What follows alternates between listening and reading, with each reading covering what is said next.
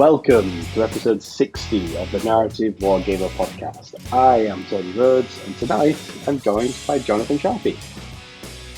Good evening.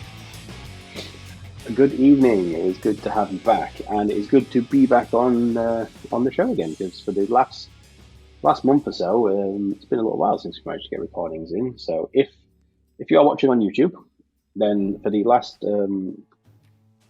last episode and an episode or two ago were the first of our classics episodes. So if you are listening to the podcast on Spotify or whatever podcasting platform you're listening on, then you'll have had a monthly episode or so for the last 2 episodes, I believe. But on YouTube, we have been sticking to our 2 weekly release schedule, where we recently had our first classic episode with our interview with Chris Peach. And just the other week, we did actually put up our our first Halloween episode from back in 2021, which was good. That was our Hive of the Dead playthrough / listening, as it were. That was a fun episode that I did with Dan a couple of years ago. Was that the Choose Your Adventure one? It was, yeah. It was the Choose Your Own Adventure through the Games Workshop Choose Your Own Adventure book, The Hive of the Dead. Okay, I can highly recommend to the people out there on YouTube to listen to that. You won't be disappointed. It's very fun. It is. It was a ton of fun to produce. It's actually a little bit more of an audio drama than a podcast, is that particular episode, but mixed in with a sort of live play sort of element, you know, in your sort of RPG style game content.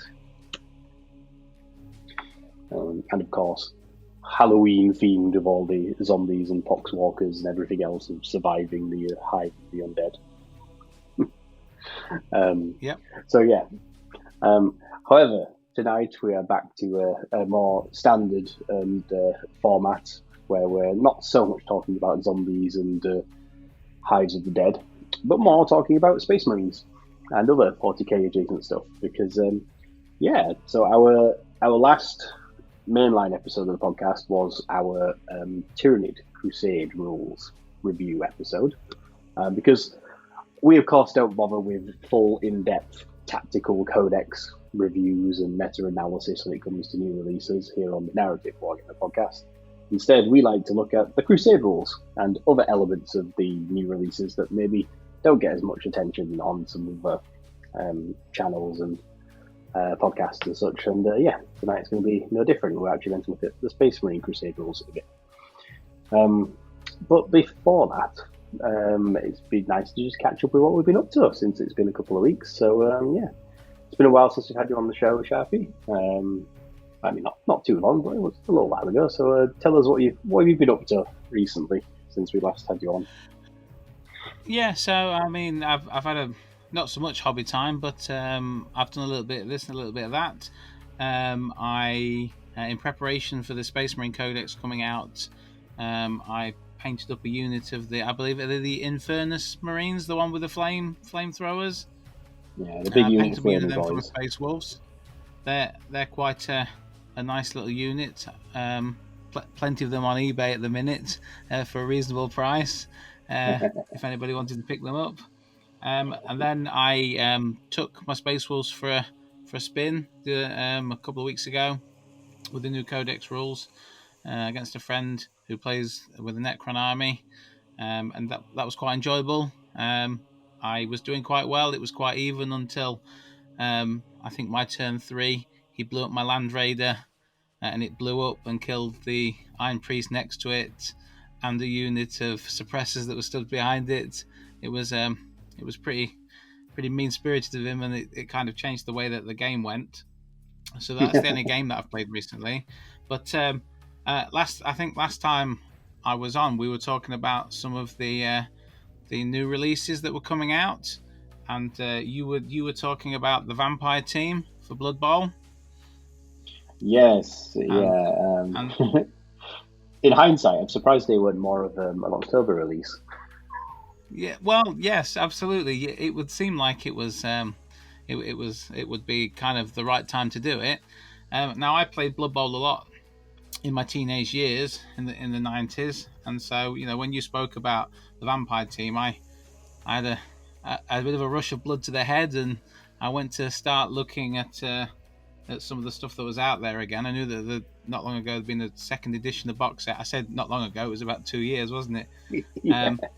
And I've been listening to a few people's podcasts on Blood Bowl, and then this week I picked up the second edition box set, and I also picked up the team that I played in the 90s, the Undead team, and that's what I've been painting this weekend. I've currently got some mummies and some white blitzers on the table, good to go. So you say that we're not all about zombies and things of the undead tonight, but as it turns out, that's exactly what I am doing.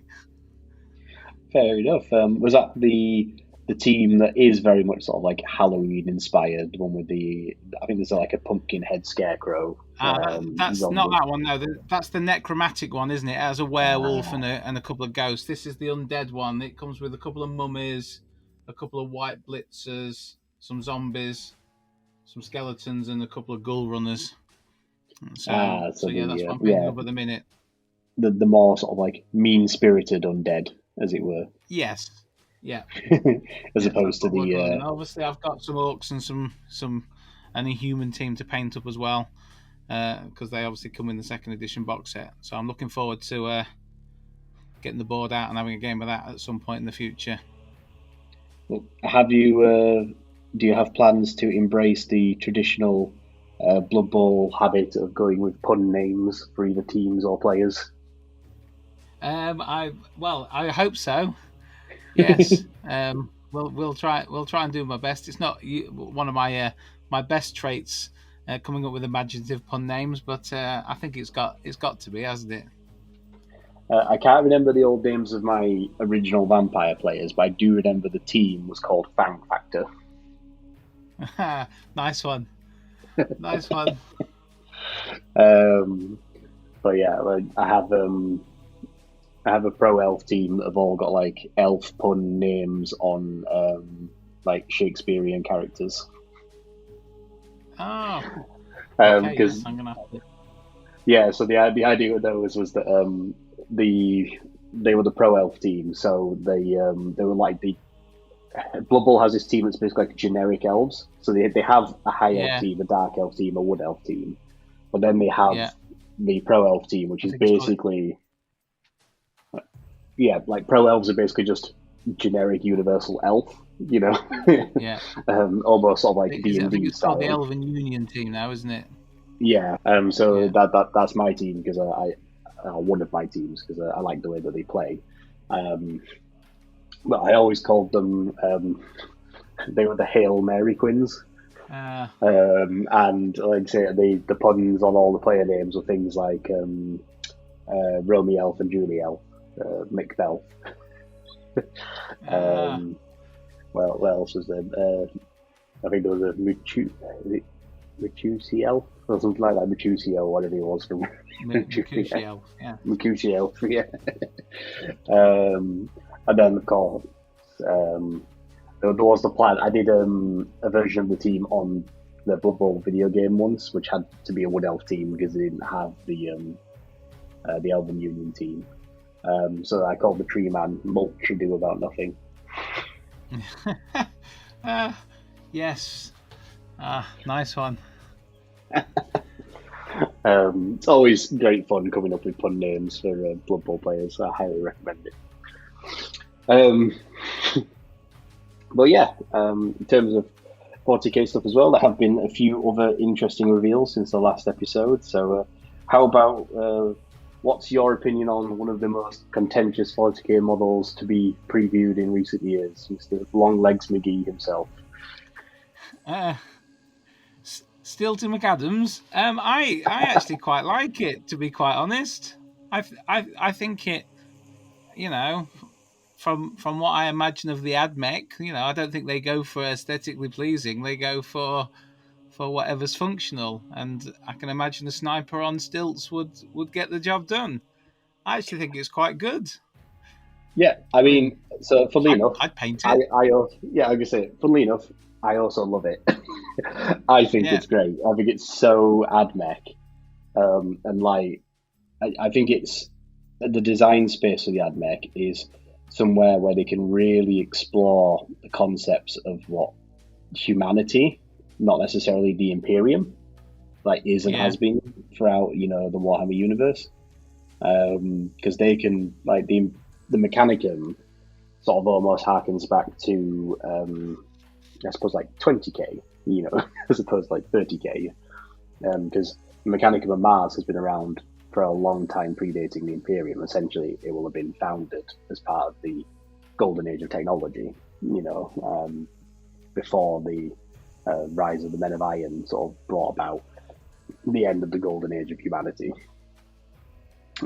So some of the stuff that can come up in the AdMech line is sort of harkens back to that, and I love anything in the lore and in the models that refers back to the dark age of technology, or the sort of just madcap stuff that humanity was once capable of doing and producing, and how it's shaped and evolved when put through the filter of the Mechanicum and the zealotry of the praise of the machine god and the Omnissiah. And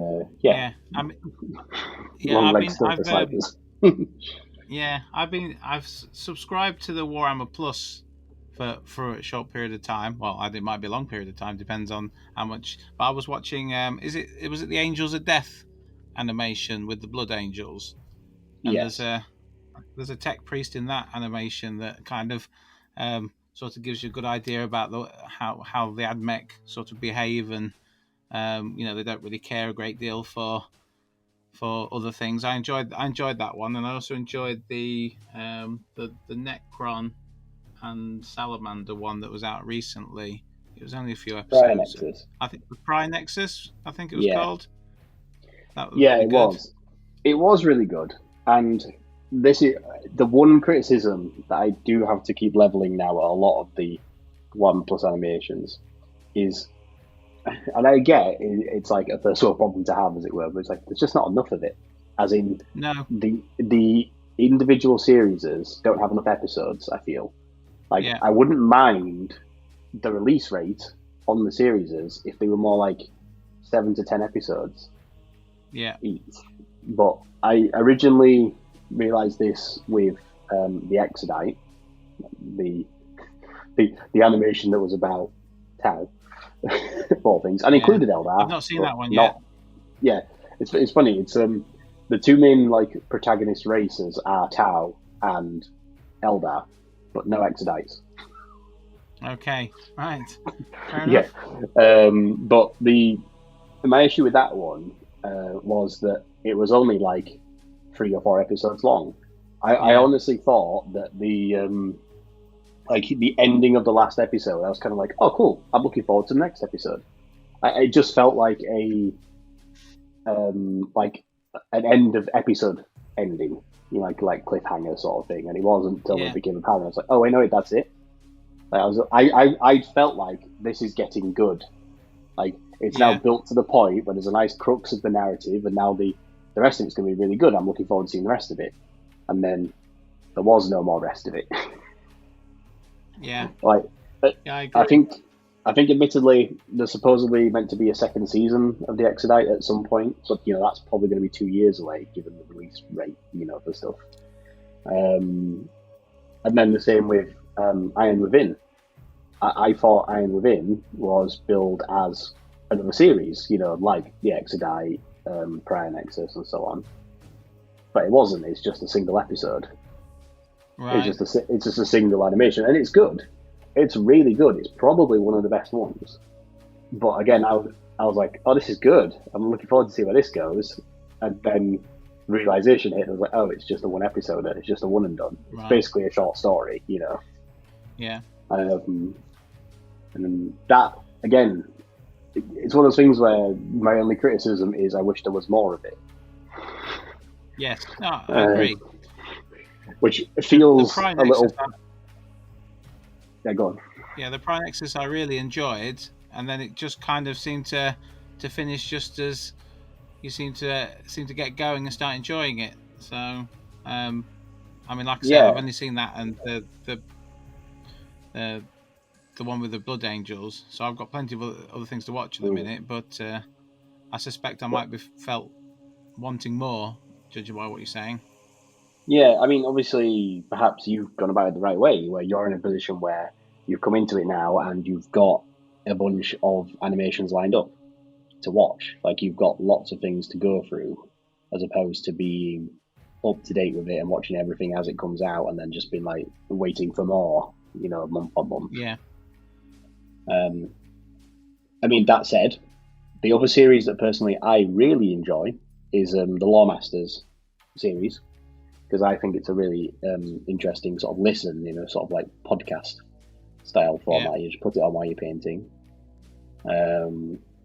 And there's plenty of those. Like, they get them out pretty regularly, and there's a whole back catalogue of them now. I'm not caught up on them all, but I'm nearly there. I watched the Necron one that came out the other week. Yeah, that was quite good. They are good. Like, most of them are usually about 20 minutes long. If it's a particularly specialist subject, it's sometimes a bit shorter. So, like the one about Necron death marks. Yeah, like that's a bit more of a narrow area of lore than the Ultramarines chapter.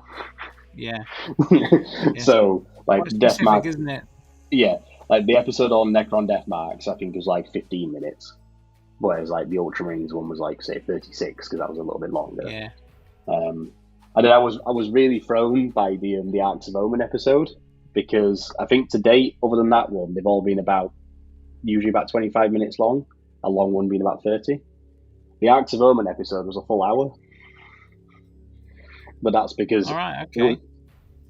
So the Arcs of Omen, if you do have Warhammer Plus, and if you are interested in what the lore within the Arcs of Omen story arc was across all the books, basically that Lore Masters episode is all the key points of the narratives across all the books. Right. Which is why it's like an hour podcast, sort of thing to listen to, because it's all 5 books, broken down. So that's a good place to go listen to that, especially if you didn't buy all 5 books, which I imagine not many people did. No. Not all of them. I imagine people probably got 1 or 2 that interested them for the factions, that they wanted the boarding actions and stuff like that. And for example, World Eaters not necessarily World Eaters players, but anyone who was interested in hearing about Angron, and like what he's doing now in the modern setting, might have picked up the book about Angron, for example. Yeah. But yeah, no, it's generally it's good, and I do enjoy Warhammer Plus, and I feel like I get my money's worth out of it, especially since now, like, the app has like the Army Builder app has elements of it tied to having a Warhammer Plus subscription. I feel I get my money's worth. I know other people may not, and that's up to them. Yeah, I've found it quite good. Like you say, I've got plenty to watch at the minute. I've watched some of the battle reports as well. I mean, the miniatures are always painted really, really nicely, obviously, and it's done in quite a bite-sized chunk of time. It's usually about 30 minutes to watch what's going on, isn't it? Which, when you're they are quite compact. Yeah. And I watched the Space Wolf and Orc one, and it was quite narrative. It didn't feel like they were taking it too seriously with all the missions and stuff. So yeah, I've quite enjoyed it, really. In 10 months' time, when I've paid for a year, I don't know what my opinion will be but at the minute, it's been worth its money as far as I'm concerned. So I suppose you're still waiting on picking up your subscription model as well, because from what I can gather, you have to be subscribed for quite a while, don't you? It depends. If you're paying monthly, and this is my understanding at last I checked it, I don't know if that is still the case, but if you pay monthly, you have to be subscribed to 12 consecutive months, and then you can claim it. Yeah. If you pay annually, you can claim it 1 month after your annual subscription starts. Right, okay. So no then, because I'm paying monthly. Well, there you go then. So yeah. I already got mine, because it'll be about 10 months. Yeah. Which one did you go for? And so, funnily enough, I went for the Von Karstein lady, the Age of Sigmar model, which technically makes it my first ever Age of Sigmar model. Yeah. Now, because I wasn't too bothered for the single Stormtrooper Sergeant. I do think he's a lovely model. I think it's a lovely homage to that particular piece of artwork, and I can see why Guard players in particular would like to have that model. Yeah. I personally didn't really have a need for it. If I was going to use it for anything, I'd have turned it into some sort of Necromunda weirdo.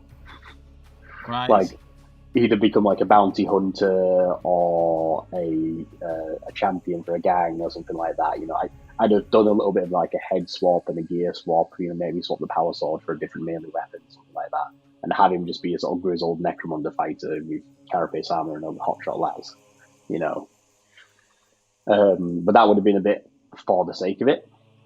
Yeah. Whereas with the Von Karstein, I feel like I could still do that exact same thing and turn it into a Necromunda weirdo and be sort of like an Imperial nobility person.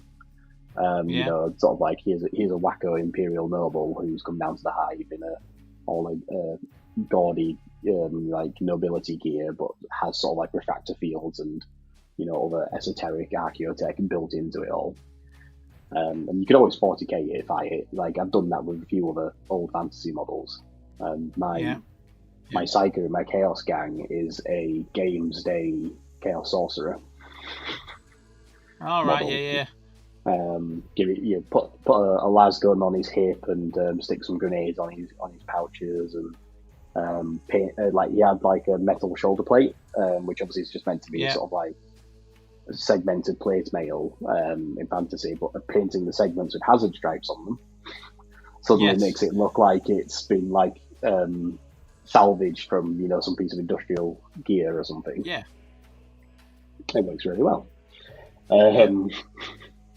So I can do that with her if I want, or if I ever get into Age of Sigmar and I do ever come around to picking up an army and replaying it, because I used to play Warhammer Fantasy Battle. I played through sort of like 4th to 8th edition. I used to have a huge Vampire Counts army. Loved my Vampire Counts. I love all the lore of the first vampires and Neferata and the Lamians and all the bloodlines and the Von Karsteins and the Blood Dragons and all the rest of it. Like, I kind of love what they've done with the Striganoid line and how they've become the Ghoul Eater courts now. It's really cool. But every time I learn more and more about Age of Sigmar lore, and every time I look more and more at what armies I would actually like to play, I find that every army I want to play is one of the different armies of death.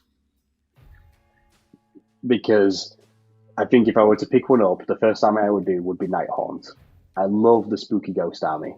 I think it look brilliant. I think I'd love painting them. I love the way they play on the table. I think Nighthaunt would be my first choice.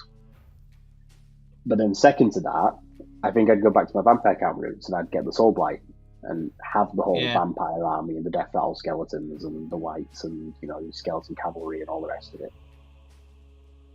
But then I also look at the other death factions and I'm like, quite like the idea of the Ossiarch Bone Reapers. They seem pretty cool. I also like what the Flesh Eater Courts have become, how they're not just a unit of subtype within the dead now. They're not part of the Vampire Counts, they're their own thing. Of all the god models that exist, I love the model of Nagash. I would love to have like the proper like Nagash model. That would just be great. And I'm like, you know what? I feel like I could probably just do a full Grand Alliance of Undeath. Just what 4 armies do you have? All the death armies. Like, here's my vampires, here's my ghouls, here's my bone reapers, here's my Nighthaunt. And I think I just love it because there's so many different aspects of death, even though back in the day they would have all been small subsects of vampire counts. There's some tangential links between the Bone Reapers and Tomb Kings in the sense of aesthetics, but narratively they're not linked at all. And I really like the concept of their bone constructs. They're not literal skeletons of things that used to be living. They're just, what happens if necromancers just decide to use bones as a material and they can make whatever they want out of it? But back to 40k, I suppose, having gone on a slight Age of Sigmar tangent. We started this segment by talking about that AdMech model. What about the new Necron models? as somebody yeah. who plays a lot of Necron stuff. Okay, I thought you were going to ask me about that new Necron Overlord model, which I have to say is, and I cannot wait. I cannot wait to get my hands on that model and paint it up. I think it looks awesome. It's so clever, isn't it? Like, funnily enough, just to touch back a little bit on the Age of Sigmar thing, one of the things I love so much about the Nighthaunt models is the way that Games Workshop sculpting has evolved to make use of negative space.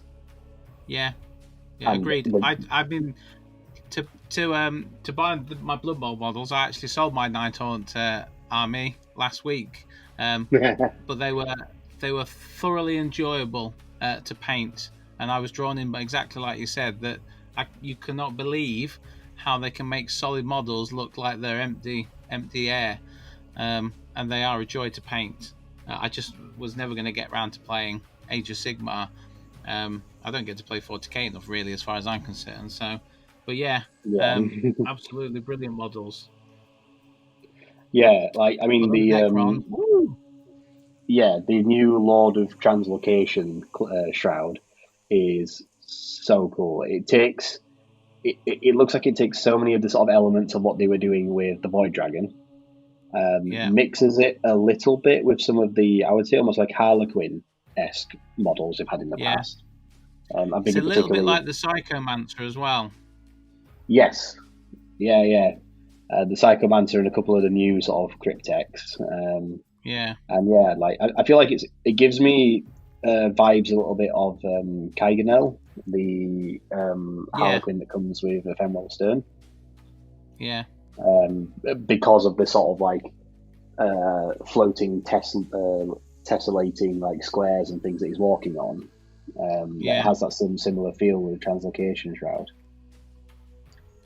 And a fun fact, like, Necrons were one of my other 8th edition armies, which have since been shelved just because of project time, and I've not got round to reviving them, or reanimating them rather. Reanimating them, yeah. But I would love to eventually when I find the time, perhaps after my Chaos Demons are in a place where I'm happy with them. But the dynasty that I always really liked narratively, and from both lore and how their sub-faction rules often manifested in 8th and 9th edition, was the it's not the Nihilek, that's the other one, it's the other one that begins with N, is it the Nephilara or something? Yes, I know the one you mean. Yeah, I can't remember the pronunciation of it. Like, I know it, and I just say I know it's not the Nihilek dynasty, it's the other N dynasty. But basically their whole shtick is that their necrodermis is all made from like gold alloy. So they're basically like, this is the gold legion. It's like all their warriors and stuff have them all sort of like golden colouring to them rather than sort of like metal or brass. And in the lore, what that mechanically does is, in the way that like gold is a better conductor of electricity, the gold alloy in the necrodermis is better for translocation effects. And their whole dynasty is capable of making use of translocation abilities more easily and with more precision than other dynasties. So they basically sort of like, their armies phase a lot more, like even their infantry and troops and stuff, they just translocate through things, and they basically do like short range teleport jumps all the time. A little bit like how the Grey Knights mechanically work now in 10th edition. So this model, the new Translocation Shroud Lord, is basically that concept represented in miniature form now, and it looks great. And I would love to sort of take that and extrapolate that idea across other units in the army, and like mechanically now we know that he gives the ability to the unit that he joins to basically do the sort of like teleport jumps. But like mechanically, that would have been like the army-wide rule for that dynasty in 8th and 9th edition. So he sort of represents everything that I want my Necrons to be. And yeah, I think it looks so good. And even Imhotep's recent like reimagining is still really nice for him. It's a bit like what they did with Snickrot, what they did a little bit with Farsight. They basically not changed much fundamentally about the character model. They've just sort of made him anew, although he literally has the same pose. Yeah. Which they've not strayed too far from the base material, have they?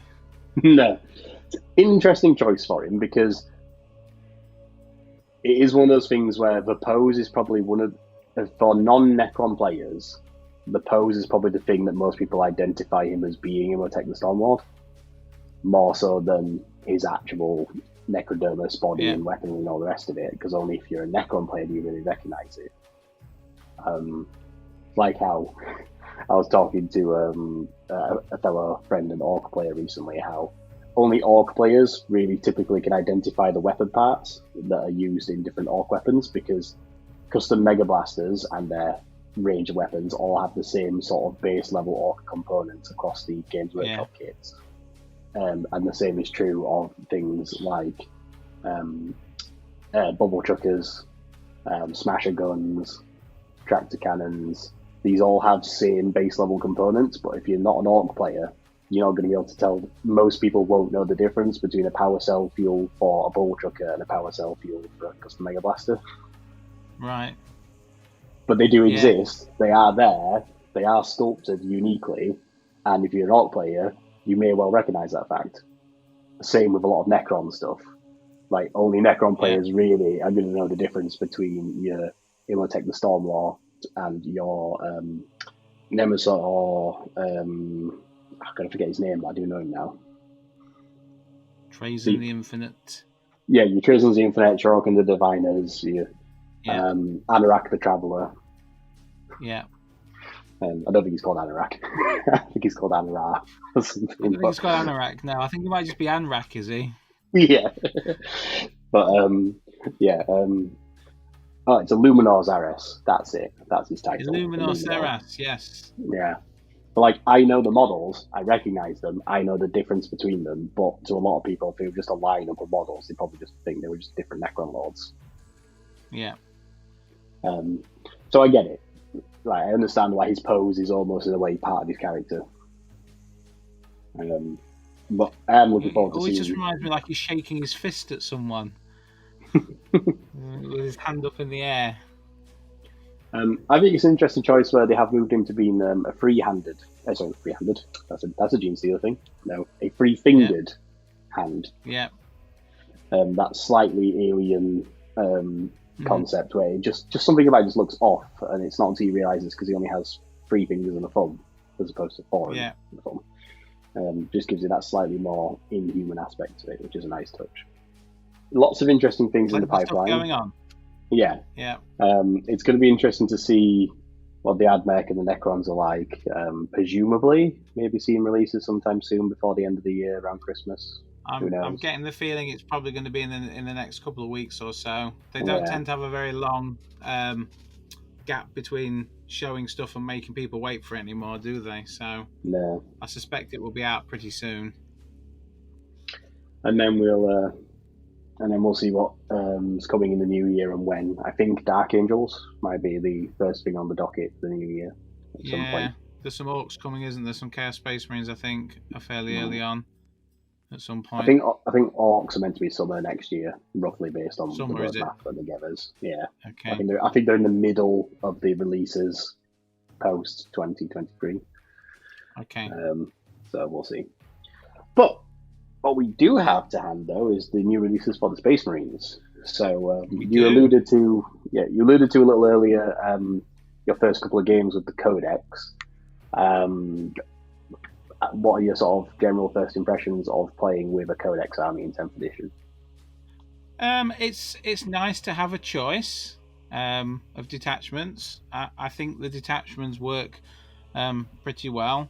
I'm a Space Wolves player, so there is obviously a Space Wolves detachment that I could use, but we've discussed in the past my feelings on the Space Wolves detachment and how waiting for certain things to happen to have an army rule doesn't seem as fair as those people who have an army rule from the second they put their models on the board.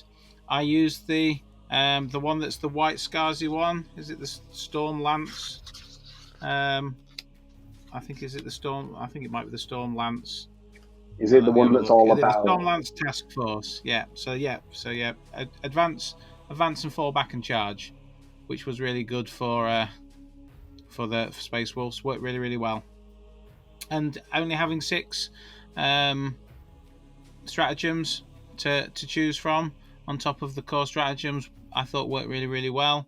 You've got some decisions to make about whether you want which detachment you want to use, if you want access to certain stratagems. I thought it worked quite well. The book it's okay, and there's some nice fluff in there. But when you've had a Space Marine Codex for the last 3 editions, there's a certain familiarity that keeps coming through with the fluff that's in it. So yeah, I mean, what was different was the Crusade rules between the last Space Marine Codex and this one. Because when we agreed to do this podcast, I had to actually go back and look at what was in the Space Marine Crusade rules.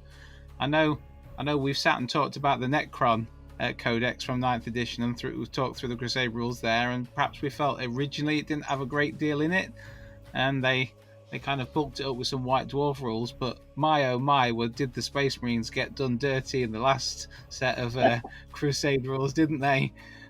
Actually, yeah. It was. There wasn't a lot in it. No. They had agendas, requisitions, battle traits, and they had what were called honorifics, didn't they? Which you could only give to captains. So literally, the only things that really got better in your army were your captains. Or if someone died, you could turn it into a dreadnought.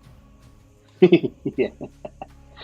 Which was fun, but like I say, it wasn't really much. And even then, with later Warzone expansions and so on, they only really got the addition of taking some fancy upgrades for banner bearers, for the chapter agents, which was fun. But yeah, so I take it then, has it expanded a little bit in 10th? Yeah, they do actually have something that happens like in most codexes now. Dan talked in Tyrannus, didn't he, about them having different stages of their invasion. Well, Space Marines now go on oath-sworn campaigns. Ooh, sounds interesting. Yeah, go on. So they're essentially you commit to doing one of 3 types of oath-sworn campaign. Okay, and each of these campaigns will usually take 3 battles. I say usually, because as we find out in a minute, you can extend that if needs be. And the 3 types of Oath-Sworn campaign are called an unflinching bulwark, which is kind of a defense-based campaign. You can have a precision strike, which is more of an attacking type campaign. And then the last one's called the Forging of Legends, which is primarily based around sort of your characters and all the wonderful sort of exciting things that the sort of the heroes of humanity might get up to over a campaign on a planet. Would some certain Sons of Fenris perhaps refer to these as a saga, maybe? Yes, they probably would describe them as a saga. Yes, yeah. So it's straight off the bat, it's better than it was, obviously. Each of the Oathsworn campaigns comes with an extra requisition and 3 bonus agendas that you could use, which is quite good. So, for instance, if you were doing the Unflinching Bulwark Oathsworn campaign, they have a requisition for 1 RP that's called the Fortification Network. Okay, so purchase this requisition before a battle. Do not roll off to determine the attacker and defender for that battle. Instead, you are automatically the defender. If your opponent uses the same or a similar rule to become the defender, ignore both rules and instead determine the attacker and defender normally.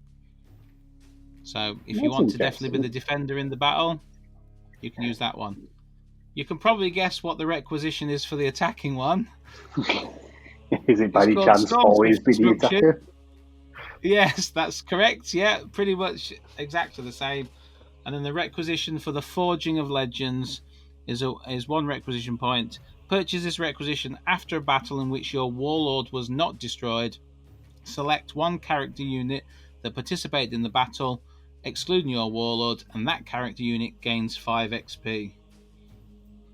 So the requisition of "look at me." Yeah, pretty much. Yeah, pretty much. So while you're taking part in these Oathsworn campaigns, you're also gaining what are called honor points. Yes. Okay, the obligatory faction-based point system. Yes, absolutely. So the honor points are gained through winning battles, and you get different honor points for different size battles. So an incursion will give you 2 honor points. If you win a strike force game, it's 3 honor points. And if you're doing a Crusade game at Onslaught level, then you'll get 5 honor points for winning. Okay, you also get honor points for completing some of the special agendas that you can take for whichever Oathsworn campaign that you're choosing to have. So, for instance, if you were doing the defensive one, okay, one of the bonus agendas is called Priority Kill Zone. And each time an Adeptus Astartes unit from your Crusade army that is within your deployment zone destroys an enemy unit that is within range of an objective marker, your Crusade force gains 1 honor point to a maximum of 3. So it's rewarding you for standing still and shooting the living bejesus out of anything that moves across the board, because you're an unflinching bulwark and you don't want to go careening up the table. So maybe you might be conceding the primary points on that particular mission, but damn it, you're going to be honourable while doing it. You're going to be honourable all the same, absolutely, yes. And it's all about honour, isn't it? Okay, if you were to look at Precision Strike, they've got one called the Tip of the Spear. At the end of the battle, if your warlord's unit is within 6 inches of your opponent's battlefield edge, or wholly within your opponent's deployment zone, if your opponent does not have a battlefield edge, your Crusade force gains 3 honor points. So that's rewarding you for doing the opposite and just getting out there and advancing up the board, killing things. And I love that personally. I love any mission or like Crusade rule or equivalent or anything that rewards you for being at the other end of the table. You know, like just getting across the table, surviving, punching through, and getting to, you know, whatever target location by the end of the game. Look, lads, we did it. We're here. We've made it. Yeah. I mean, you can obviously see which. Something. Yeah. You could obviously see which of the Oathsworn campaigns I would probably take with my Space Wolves. And it seems unlikely that I'm going to stand there and shoot things. But and then finally, if we have a look at one of the agendas for the Forging of Legends Oathsworn campaign, shall we go with Hunting the Behemoth? Each time a character unit from your Crusade army destroys an enemy monster or vehicle unit with a melee attack, your Crusade force gains 2 honor points to a maximum of 4. So that rewards heroes doing heroic things.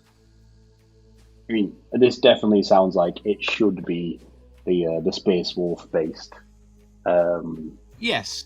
Crusade system. I mean, admittedly as well, it also feels like this will be a good pairing for things like the Dark Angels, because they're a little bit of an all-rounder. You know, like they could do a very defensive campaign, they could do a very aggressive one, but also if you're throwing around the likes of Azrael or the Lion or whatever else, you know, the Deeds of Champions, I'm sure, would be another good option for them.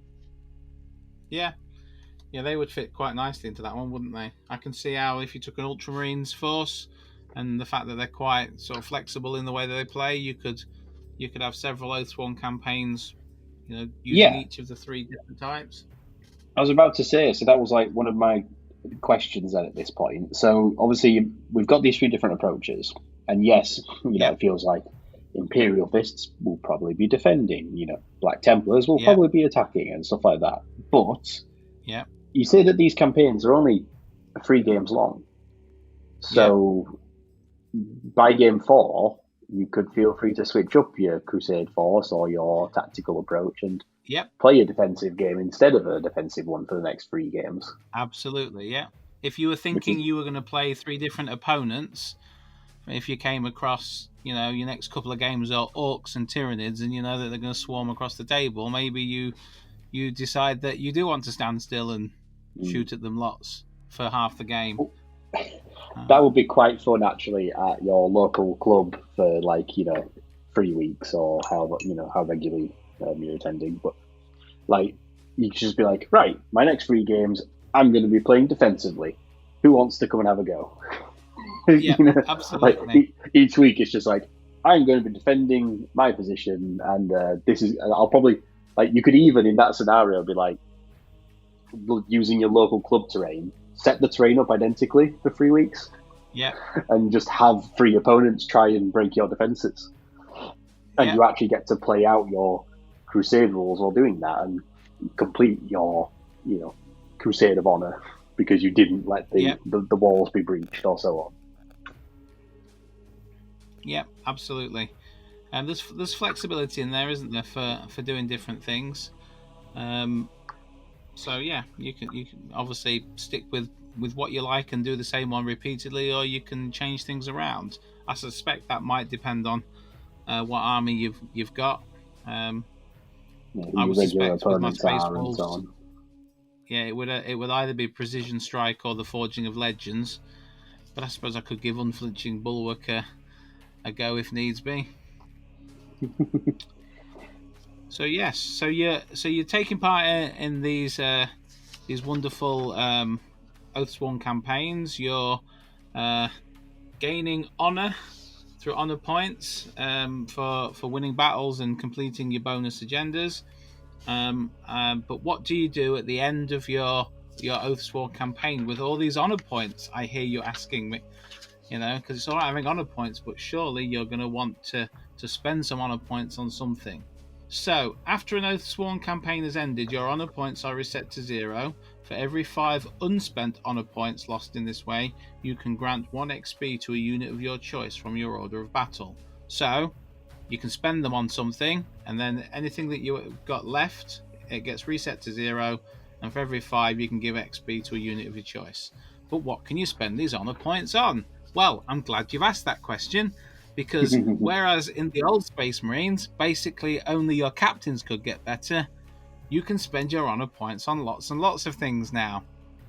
Every single type of character leader in a Space Marine army can be upgraded to its higher level. So a captain will go up to a chapter master, an apothecary can go up to a chief apothecary, Tech Marine can go to Master of the Forge. Obviously you can upgrade a chaplain and a librarian and so on and so on.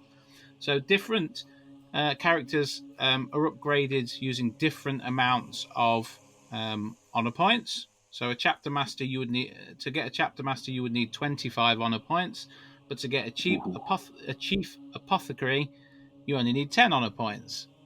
And when you do this, and you upgrade them, then you get to choose one of 2 different traits, what they're called battle honors, that you can give to that character. So, for instance, if you upgraded a captain to a chapter master, you can either choose to be Master of the Codex or Master of Combat.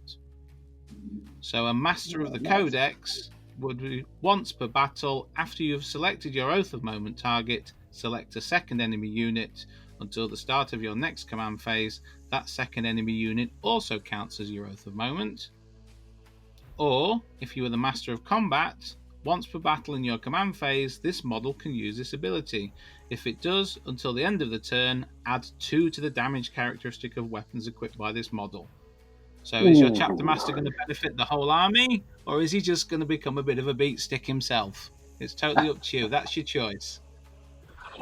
Yeah. Do you want a what would that be like a? Would that be a damage 4 or 5 Thunderhammer, for example? I'm not sure That what they would are these days. be.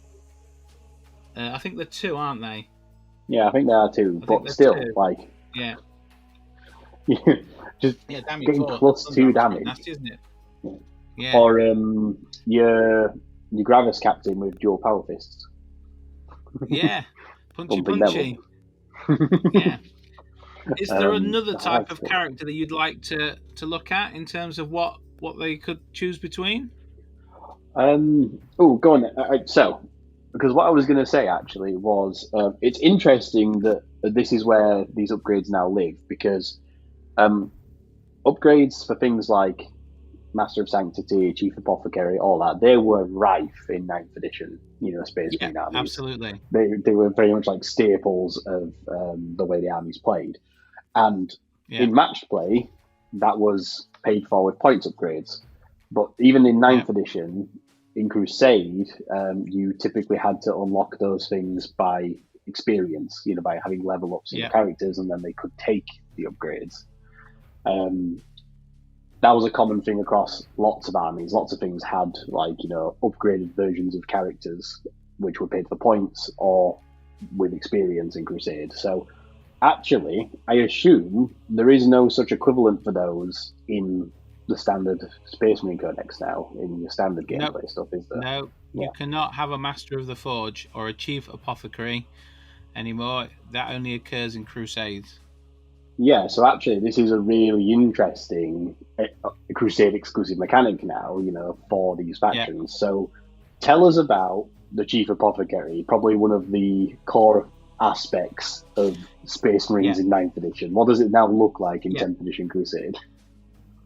Okay, so it costs 10 honor points to turn an Apothecary into a Chief Apothecary, and they can choose between Selfless Healer or Battlefield Chirurgy. I don't even know what that word is. Chirurgy. I will go with that. Correct me if I'm wrong. Some fancy word for like field surgery, I think. Yes, I think it is. Yes, just surgeon. Battlefield surgeon is what we're going to go with then. Selfless Healer. So, Tacticus Apothecary model only. So I'm assuming that's just a normal one, isn't it?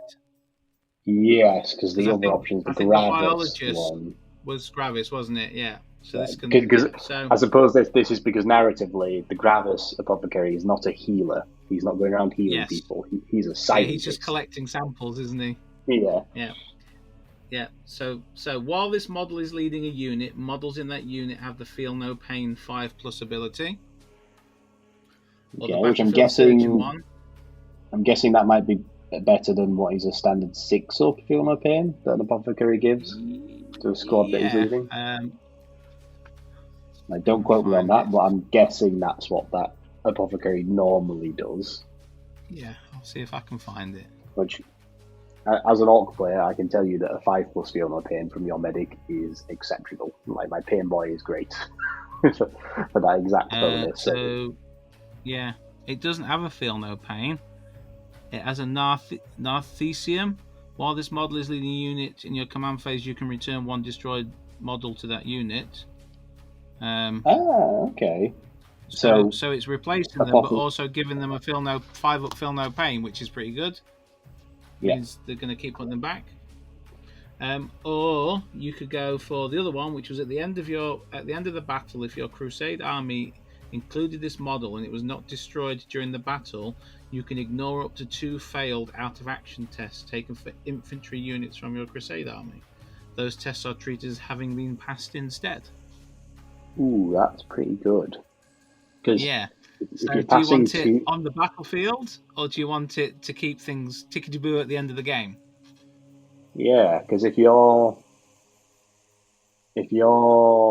playing a lot of Crusade games, then having 2 infantry units being able to ignore failed out of actions is probably in most cases probably going to be ignoring most out of action failures that you get in a standard 2,000 point game for your infantry units. So it's sort of like rendering that protection against most battle scars for a lot of things. But like you say, it doesn't help you in the game. It helps you after the game, which is a nice balance. So I'm guessing the Master of the Forge probably has a similar ability, which will be for vehicle units that get to ignore failed out of action tests. Right, so Master of the Forge, it can have the Liturgy of Resanctification. Each time this model uses its Blessing of the Omnicide ability, the selected vehicle regains up to D3 plus 3 lost wounds instead of D3. And then it can also have minimum 4 wounds back. That's pretty good, isn't it? Yeah, it is. Each time this model uses its Blessing of the Omnicide ability until the start of your next command phase, the selected vehicle has a 4-up invul save, in addition to that ability's other effect. So it doesn't have a post-game one, but it has 2 very, very nice in-game ones. Wow. I mean, again, as a seasoned Necron player, I'm sure you're familiar with the advantages of a Chronomancer, giving an invul to a vehicle that doesn't typically have one. Yep. I certainly do. So yeah, they both sound good. So I mean, they all have some really, really good choices, which makes it nice. Did we leave out just one? Was it the Chaplain? Or we don't need to probably go through all the details, but what were the list of options that we haven't covered? So who else can get upgrades? So you could have a Chapter Master, a Chief Apothecary. A Chaplain can be upgraded to a Master of Sanctity. Tech Marine to a Master of Forge. Company Heroes can be upgraded to Honor Guard. Chief Librarian and a Chapter Ancient. That's what you can have. Out of interest, then, one last one. Tell us about the Chapter Ancient. I'm curious to know what the Banner Bearer does. The Chapter Ancient. So 15 honor points. Okay, and they can either be a Steadfast Example or a Pennant of the Fallen. So if they're a Steadfast Example, it gives them an aura. While an Adeptus Astartes unit from your army is within 6 inches of this model, add 1 to the objective control characteristics of models in that unit. So it's basically a Spoilpox Scrivener for Space Marines. Or it can be a Pennant of the Fallen. While this model is leading a unit, each time a bodyguard model in that unit is destroyed by a melee attack, if that model has not fought this phase, roll 1d6. On a 2+, do not remove it from play. The destroyed model can fight after the attacking model's unit has finished making its attacks and is then removed from play. Ooh, okay, so obviously I could tell where that language was going, but when you said roll a dice, I was like, it's going to be a 4+, isn't it? And then that's going to be debatable. No, 2+. So the fact it's a 2+ trigger to get to fight on death is pretty good. Yeah. So Again, a Blade Guard unit. Again, whether you're playing a defensive campaign and you want your additional OC, or if you're playing an aggressive campaign and you want to be getting up in your opponent's face, then both have good uses. Yeah. So obviously you can also try and reassign and promote units in your army as well. So it's not just the characters that can benefit from honor points. There are three different. Yeah, there are 3 different types of sort of assignment and promotion things that you can choose to do. So the first is called Reserve and Battle Company assignment, and that basically means you select either an Eliminator, Incursor, Infiltrator, Reaver, Scout, or Suppressor squad. Okay, and for 5 honor points, you can replace it with either an Aggressor, Assault Intercessor with Jump Packs, Desolation, Eradicator, Heavy Intercessor, Hellblaster, Inceptor, Infernus, or an Intercessor squad. So you're basically taking your kind of advanced type units and turning them into more core sort of Tacticus units there. But the key point is that they retain their experience and battle honors and everything else. Yeah, so it's just sort of rearm, re-equip, switch unit out sort of thing. So narratively, it's the same squad of guys, but they've been assigned on a different duty, so they've been given new equipment and a part of the new company and all the rest of it. So, like the same fighters, same experience, but new weapons and armor to fight the next campaign with. Yep. And then you can have a first company promotion. so you can probably expect where this is going. So select one infantry or mounted squad. You can spend 5 honor points to replace the selected unit with one of the following units. Blade Guard Veterans, Company Heroes, Stern Guard Veterans, Terminator Assault Squad, or a Terminator Squad. In addition, if the unit you select has the Terminator Honors Battle trait, this promotion costs 0 honor points. Oh, okay. So there's a little sort of hint there as to what might be coming up in a couple of minutes. That's cool. And then the last one is Company Command promotion. This is 10 honor points, and you select one lieutenant model. You can spend 10 honor points to replace that model with one captain model. So he gets a promotion, and you get a second captain in your army. Oh, nice. Captain. Anyone that decides to bring Lieutenant Typhus can eventually redeem him and get him back to being captain status. Yeah, yeah. It does say excluding epic heroes in the text here, so maybe not. But yeah, no, that's interesting. That's really cool. Actually, the ability to promote your lieutenants into captains. Yeah, I mean, I like it because the honor points, and they give you lots of flexibility to change your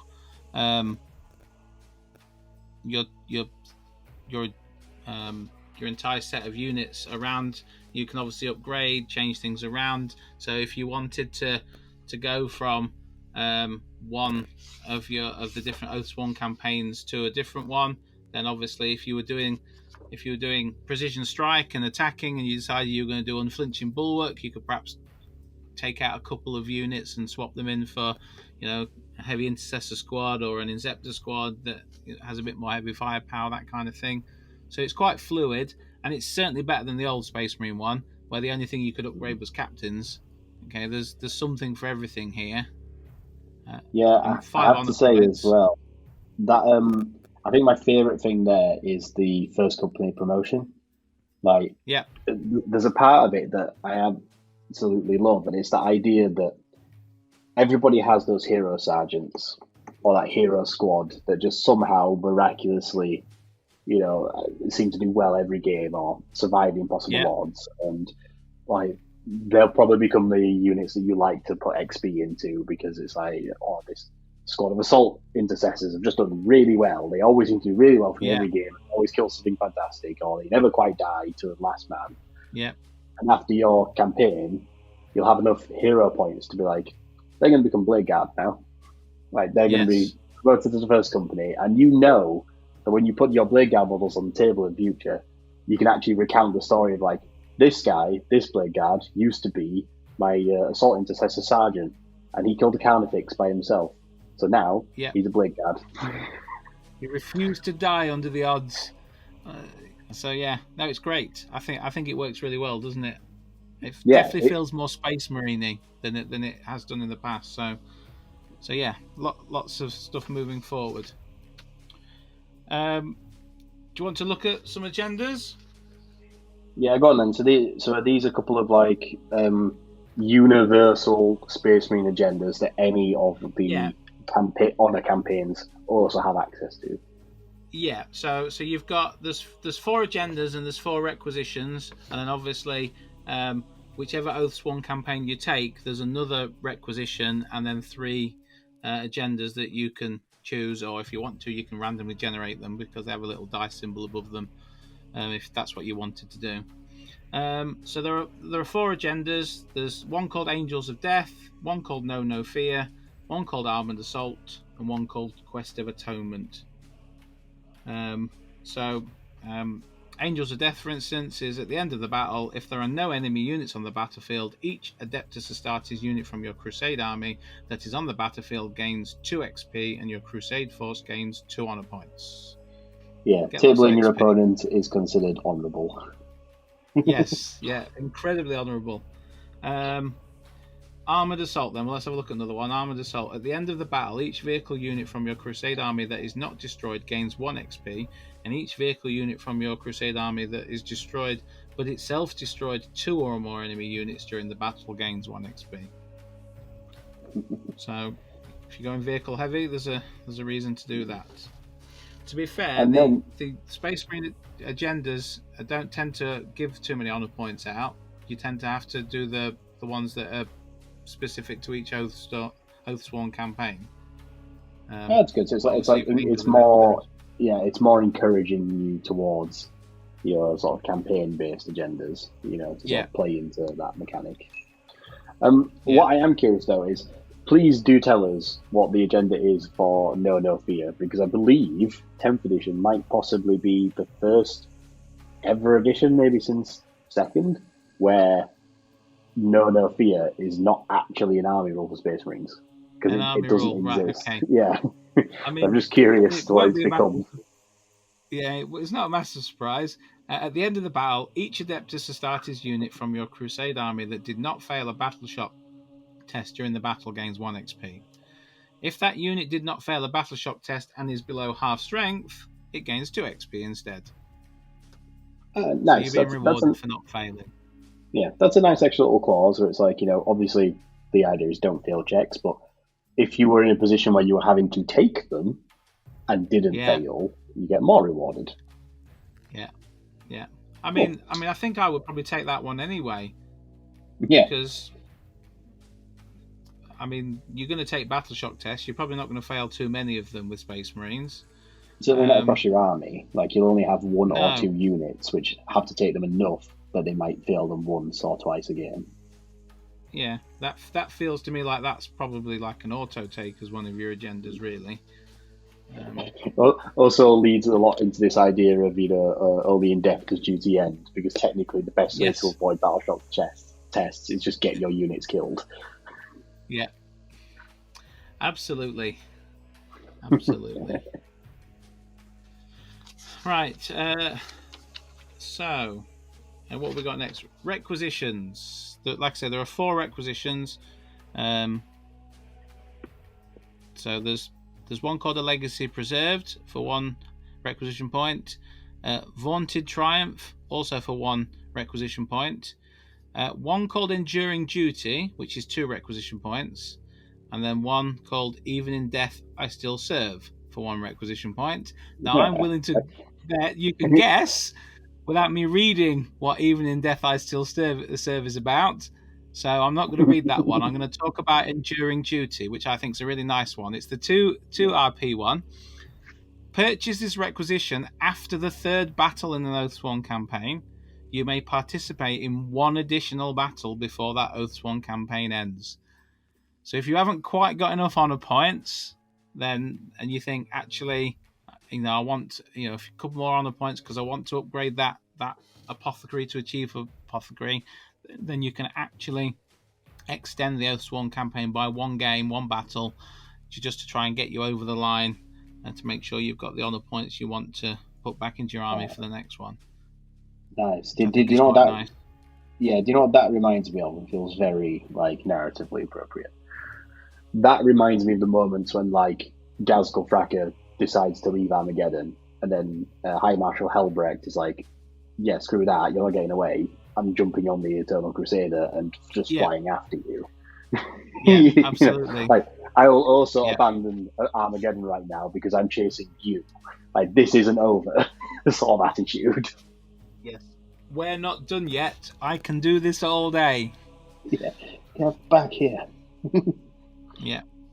So they're decent. And then we've got some battle traits, obviously. So the battle traits go for infantry and mounted units, scout company units, first company units, and vehicles. So if you were to look at the infantry and mounted units one, there's one here called Terminator Honors. That's a surprise, isn't it? Yeah. Select 1 model in this unit. If this unit contains a unit champion, such as a Space Marine Sergeant, you must select that model. Add 1 to the attack characteristic of the selected model's melee weapon, and unless the selected model is a character, add 1 to its wounds characteristic. Unless it's a character, so it makes the Sergeant better. So it gives you a 2-wound Sergeant. Yeah. Well, it's an extra one, isn't it? Because they tend to have 2 wounds anyway, Space Marines. Yes, obviously, yeah. Sorry, yeah. An additional wound on the sergeant, yeah. An additional wound. But that was the battle trait that if that unit's got Terminator honors, as we said earlier when we're talking about assignment and promotion, if you wanted to upgrade it to a first company unit, if you've got that battle trait already, you can upgrade it to Blade Guard or Company Heroes or Terminators for free.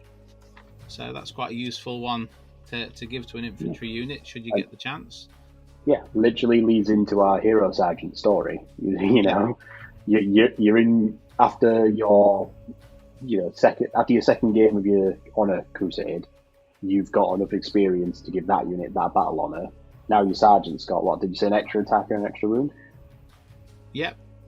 Yeah, which means for the next game, possibly two, if you extend your crusade, he's now got extra oomph, to be leading his squad for winning his own glories. And then at the end of that crusade, he can be upgraded to be that Blade Guard unit, for free. So you can literally be like, this sergeant killed the Carnifex, got himself some Terminator honors. Now he's a member of the first company in this Blade Guard unit. Yeah, it's How great. cool is that? It works really well. So that was an infantry and mounted unit one. We've got, like I say, we've got scout companies, we've got first company units. So let's carry on the evolution of our Blade Guard unit that we've been talking about. So the first company units have abiding duty, echoes of the Primarch, or defenders of humanity. Which one would you like to hear?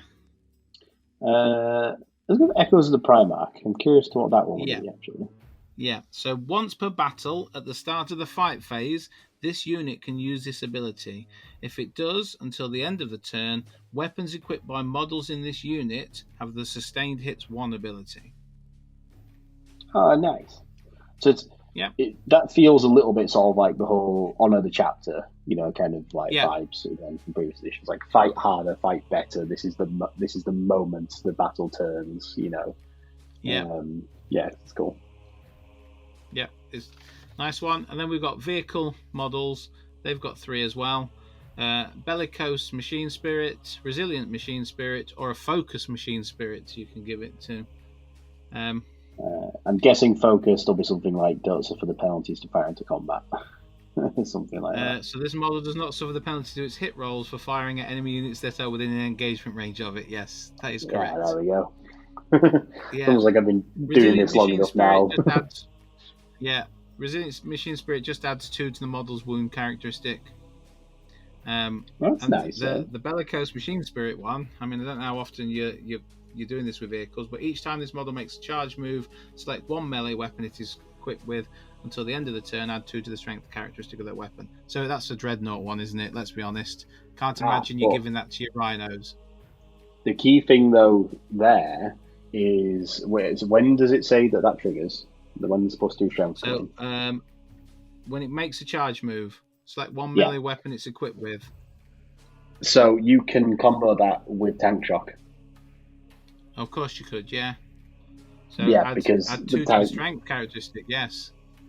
So it increases, well, wouldn't it? Yeah, it increases the strength of the melee weapon, giving you 2 additional dice for your tank shocking rolls.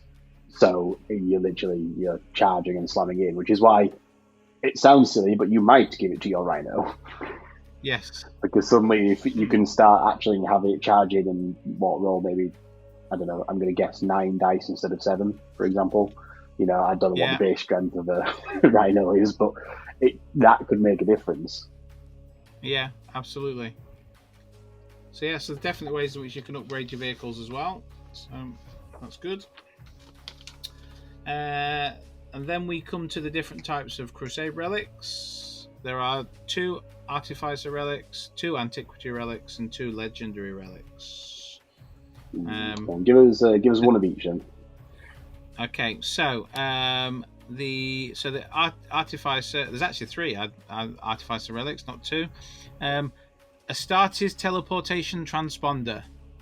Okay, during the declare battle formation step, if this model is attached to a unit until the end of the battle, that unit has the Deep Strike ability. Right, yeah, so these are Crusade relics, these are just going on characters. But that's interesting, because that means you can Deep Strike something that isn't Terminators, something you couldn't otherwise. So your honor guard of Blade Guard of a legendary sergeant are now being joined by their lieutenant, who has recently been promoted to captain and now has a teleporter. Yeah. And now suddenly you've got teleporting captains with Blade Guard. Yeah. So the Antiquity relics, you can either have the Paragon Blade or the Standard of Righteous Hatred. Which one would you like? This is a Crusade relic, so is this limited to... Is the Standard of Hatred restricted to a company ancient or not? It is. It's ancient only, yeah. Oh, so it's not a back banner. Not a Space Marine back banner on the side. That would be cool. That would be 90s Warhammer all over again, wouldn't it? Yeah. Tell us about that. It is an ancient model only. Which one? Tell us about the Standard? The fancy banner, yeah. Right. So ancient model only. While the bearer is leading a unit, add 1 to the strength characteristic of melee weapons equipped by models in that unit.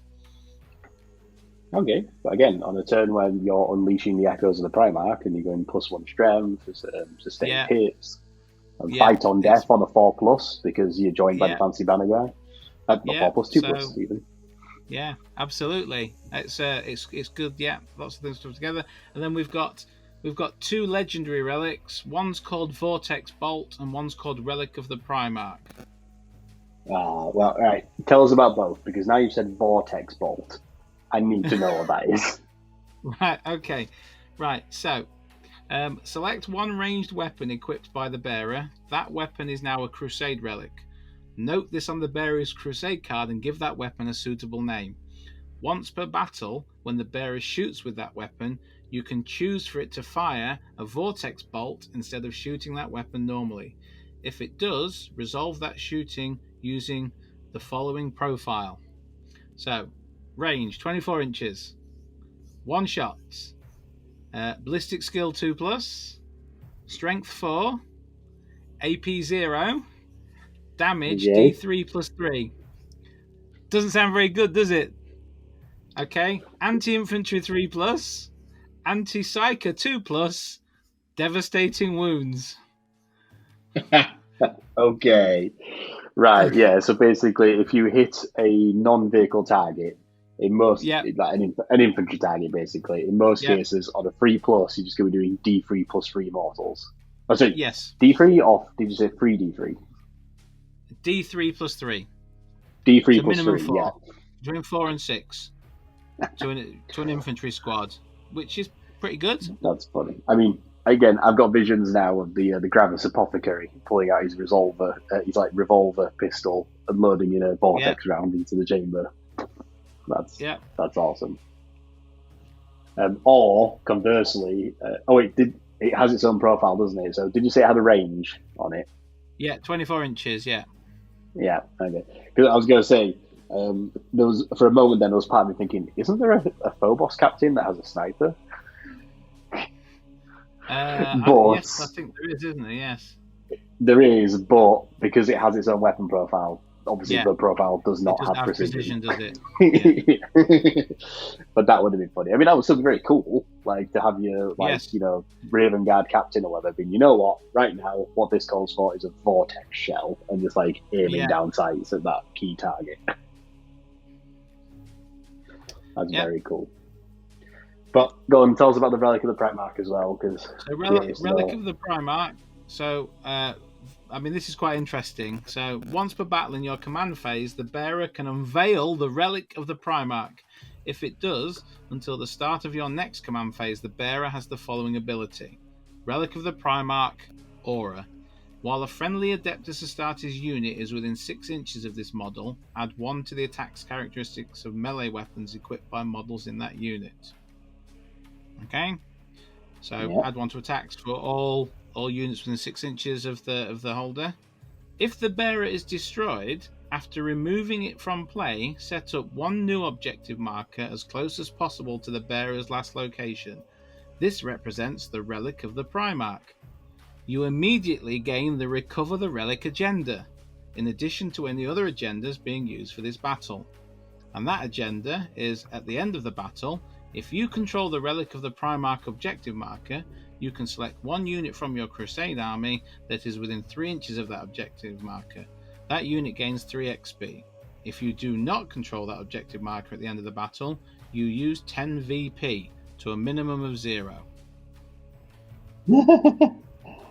Oh, that's interesting. So technically, Yeah, that is our first ever agenda that actually affects the score of the game. It actually affects victory points. Yeah, absolutely. That's really cool. So run in with that captain with the relic of the Primarch and make everybody better. But if he dies, you better be staying where you are. You'll definitely then become a insurmountable bulwark or whatever it was. Yes. Yeah. That's interesting. Yeah. Personally, I think the Vortex Shell is just funnier. Yes. But I think the Relic of the Primarch is very cool. Bolt. Yeah. Yeah. But it adds a different bit of flavour to every game, doesn't it? I suppose. I mean, the Relic of the Primarch though does offer a fun little modelling opportunity because you could make your own unique objective marker for it. Yes. Perhaps so much so with an actual injured version of your character model on that base. Yeah, that might be quite cool as well. Aye, cool. Right. So yes. So then the only other thing, I think this is a new thing in Crusade rules now, and I think Dan alluded to the Tyranids having them as well. But there are some Crusade badges that you can get, depending on how well you've done. So when your Crusade force accomplishes specific long-term goals, you can earn the Crusade badges below, representing your warrior's successes over many battles. So there's a bronze one. Yes. This is the Codex achievements, isn't it? Basically. Yeah. So the bronze one is Oathsworn Crusaders, and you get that if you've completed one Oathsworn campaign and promoted one or more characters to chapter command, and you've won 2 or more battles. Nice. And then the silver one's called Oathsworn Victors, and that's you've completed 3 Oathsworn campaigns and promoted 2 or more characters, you've won 6 or more battles, you've replaced 1 or more units as described in the Reserve and Battle Company assignment section. So you've got to win lots there, you've got to promote a couple of characters, and you've got to change one of your units. And then the Oathsworn Veterans one's fairly similar, but you've got to have taken part in 5 campaigns, won 10 or more battles, and replaced 3 or more units, as you're expected to do in the Battle Company assignment or First Company promotion sections. So a little thing to keep you building towards some kind of little badge there. For your Oathsworn I think Crusade. I think these are actually one of the more interesting little additions to like the evolution of Crusade in 10th edition, because they don't have any mechanical, effect on the game, and there's no sort of there's not a lot of tracking them as you're playing. It's just stuff like how many games have you won, for example. Yeah. But I think this really gives you a little to-do list. Do you know what I mean? Like as you're playing through your campaign, have I promoted enough units yet? Have I transferred something from one company to another? Do I need to win 2 more games? Otherwise, I'm not going to hit my threshold of 6 games, 6 victories. So, actually, I think on a personal level, that gives you something to really aim for, across your campaign as you're playing. And it's just a little, checklist of basically, is everything generally going to plan? With some wiggle room for setbacks here and there. Yeah. It's just a little something extra to keep an eye on, isn't it? Just so that when you start your next Oathsworn campaign, you're thinking, well, what have I got to achieve this time? So then there's no detriment to having them. So I think they're quite nice. Well, I think it's fair to say then you'll have to tell us how the Space Wolves fare in the near future, and whether or not they will be venturing on any particular crusades to earn honour in their chapter's name. Yeah, I'll have to see what I can do. See how it goes. It's a while out till any Space Wolf Codex or specific Crusade rules come out, so I think we'll have to stick with what we've got. I'm wondering if that's a sign that maybe Space Wolves might get a bit of a range overhaul this edition. The fact that you're Yeah. further down the docket and you might get, some new Primaris versions of your units. If we're starting to see things Yeah. like, the Black Templars got theirs in 9th edition, and it's yet to be seen if Dark Angels or Blood Angels are going to get anything, but who knows, you might get your Primaris Wolfguard, your Skyclaws, your Scout Veterans, what else is there? Your Thunderwolf Cavalry, for example. Yeah. I can't imagine how much bigger they're going to be. They're fairly big models already, so... That's what I mean. If they're scaled up another, 10-20% to be a Primaris version, they're going to be huge. But yeah, I mean, we've covered now both of the current 10th edition codexes and their Crusade rules, and it's interesting how, Dan sort of basically said the Tyranid ones hadn't really changed very much in concept. They just updated to 10th edition language and incorporating the new detachment system that exists in 10th edition. Whereas I think it's fair to say the Space Marine one has been a very clear and welcome evolution of the system for them. There's actually a significant, portion to it now that exists. Yeah, definitely. It feels so much better. When you think about what other armies were getting towards the end of 9th, like the Demon one with the Great Game going on, and the Eldar one where they were taking the Paths, and the Chaos Space Marine ones, the Space Marine one just felt a little bit. I mean, it was obviously the first one, wasn't it? And they obviously got their mojo a bit the more they did it, but it never felt like they tried to correct that in the same way they did with Necrons. So this is definitely 100% better, isn't it? So, I mean, here's hoping you get more than just grand names for your warlords and your Necrons. Yeah, I'm excited to see what we're gonna get when the Codex comes out in the next few weeks. Like you say, the names were great, but it didn't really do a great deal to the army over time, other than make filling the sheet out a little bit longer and more hard work. I mean, or if you was introducing someone to your opponent, it took a while. Yeah.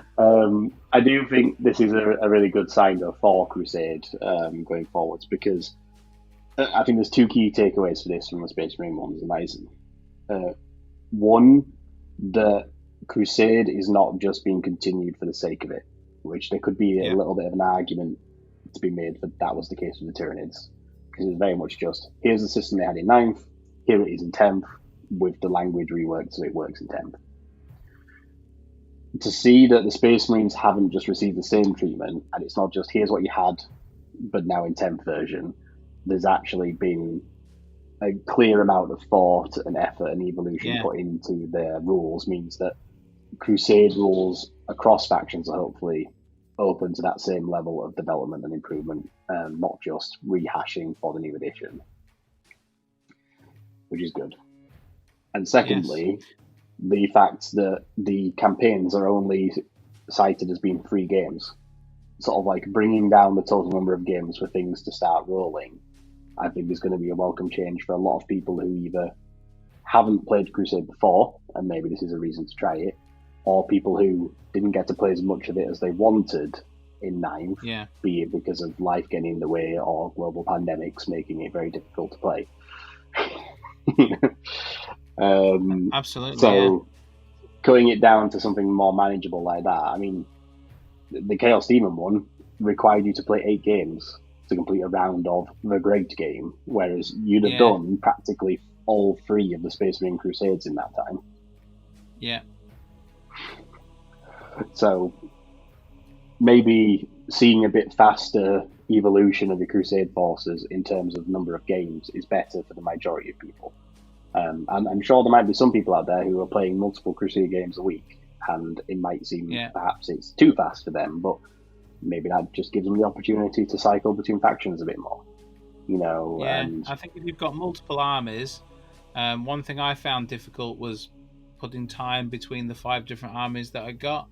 You know, I don't get to play as often as I would like, so the idea of playing 8 games with my demons and 5 or 6 games with my space wolves, and to really feel like the army was progressing was quite time consuming. This idea that you could perhaps, if you get a regular game, see some improvements and finish sort of part of the narrative journey every 3 or 4 games is really, really good.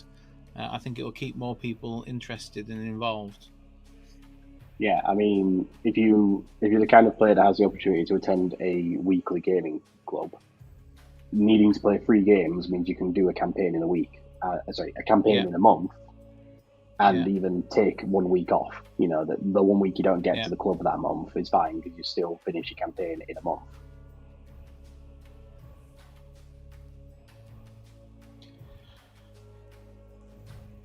Yep, it'd definitely be useful. I like the idea of shorter, because I'll just be able to cycle through different factions, different armies, and share the wealth a little bit. I feel like if someone's coming around, I've got to play another game with my Necrons, because that was the last army I played with, and there's a couple of units that were nearly there but not quite. Well, speaking of sharing the wealth, I would like to say thank you for coming and helping me out with this episode tonight, Sharpe. You're very welcome. It's been great to have you on and being able to talk all about the new and improved Space Marine Crusade rules. And hopefully the listeners have enjoyed it, and perhaps we'll have an opportunity to pick up some Space Marine Crusades of their own in the near future, or are looking forward to their own factions Crusade rules coming out in the near future, when we'll do our best to cover them as well. I think it's fair to say we will probably have a Necron episode.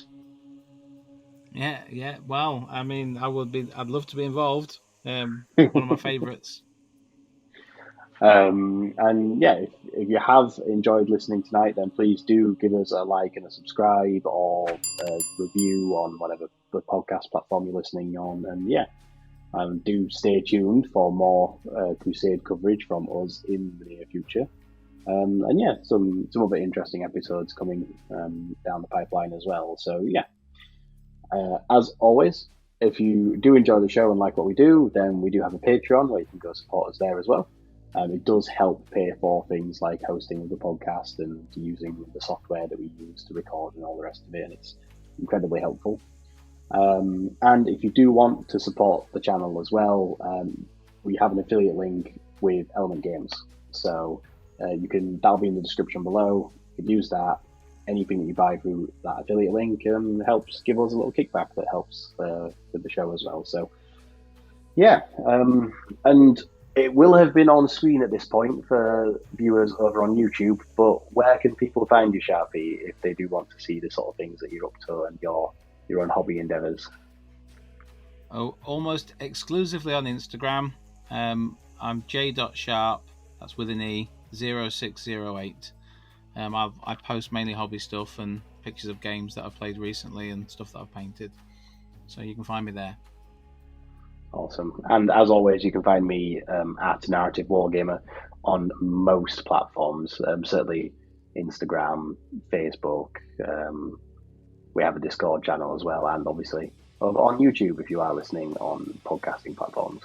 So yeah, we've got all sorts of fun stuff going up over there, and hopefully some exciting new ventures in the future as well.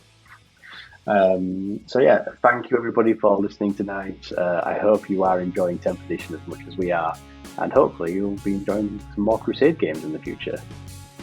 So yeah, once again, thank you, Sharpe, for joining me tonight. Yeah, it's been a pleasure as always.